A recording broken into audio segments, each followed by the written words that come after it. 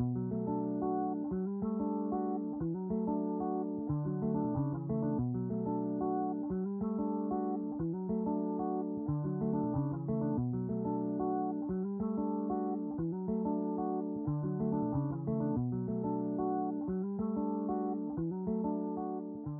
just loved Casey immediately because she was very sarcastic and funny and just a spark plug. She was enduring cancer treatment. She had lost all of her hair. Her face was oftentimes bloated from the medications she had to take. And then also, she had to spend days or sometimes weeks away from the farm because she was undergoing treatment or a surgery. But what I witnessed while she was at the barn was that none of that mattered. And she didn't want anyone feeling sorry for her. And she just wanted to be a kid. And she was able to do that when she was interacting with the horses.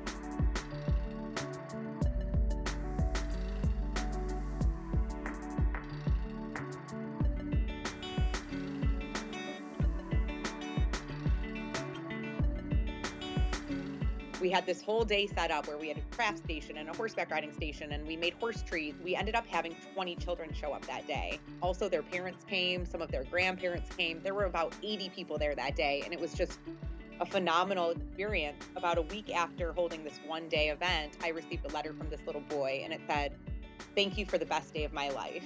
And there was a picture of him on a horse, and he was 5, and he had brain cancer, which is also what Casey was suffering through.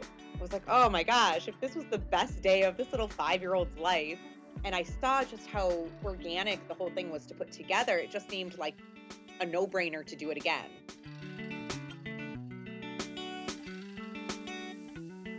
I sat my parents down and I said, you know what, just give me like 6 months to 1 year of waitressing, and I'm just going to see if this will work because I can always go back to law school. I can always get a real job, but I can't always try this.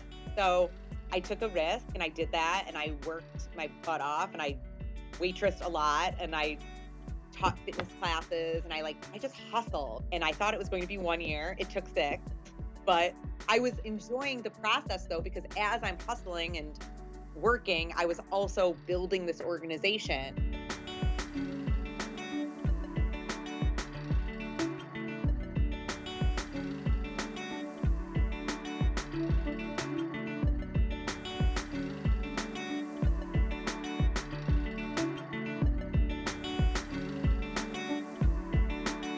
Horsey House calls started in the most interesting way. When you're going through the thick of treatment, they're not always healthy enough to be around horses and dirty stuff. I mean, they are as immunocompromised as it gets. We can't gather 20 immunocompromised kids at the same time at the same place, but maybe we bring it to them instead.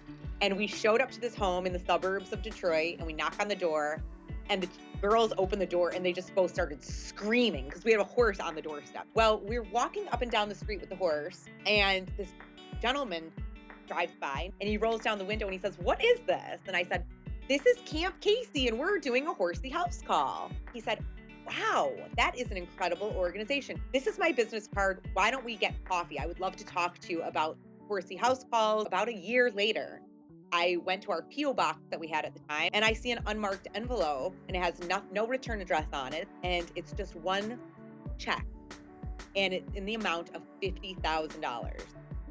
And in the memo, it says anonymous. But then I looked at the date, and it was August 26th, and that was Casey's birthday.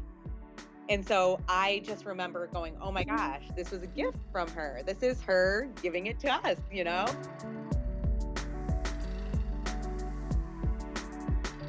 These are children who are experiencing the most difficult times. And here we are coming in and saying, we are celebrating you. We're supporting you. We're making you the cool kid on your block right now. Children are cruel. People are cruel. You know, people in public, we hear all the time from the parents and from the kids themselves that they're pointing and staring, and these children look different. Some kids think that cancer is contagious because they've not been educated about this disease. So that same child who might be getting bullied because he's lost his hair or his face is bloating is now being asked to be his best friend because nobody wants to bully the kid who has a horse at their house that day. Everyone wants to be around that child. And it's not just for the child, it's the parents as well. We hear oftentimes that the next door neighbors will strategically take their trash out at different times because they don't want to say, "Hey, Sally, how's it going?" because that might be a very loaded question. They might not be prepared to hear the answer. Sally might have just had to stay the night at the hospital where her daughter had to go through a bone marrow transplant.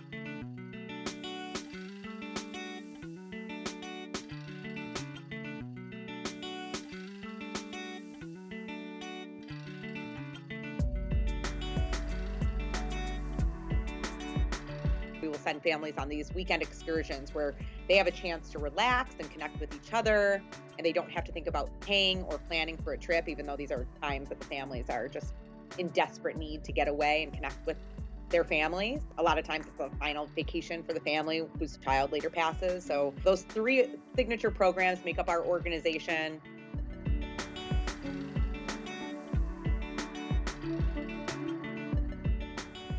Horses are these 1,200-pound cumbersome animals that are very powerful. And to somebody who is going through a time in life where the power is taken away from them and you are losing all sense of control over your body, over your emotions, the animal can provide a way for that child to feel empowered and feel in control again.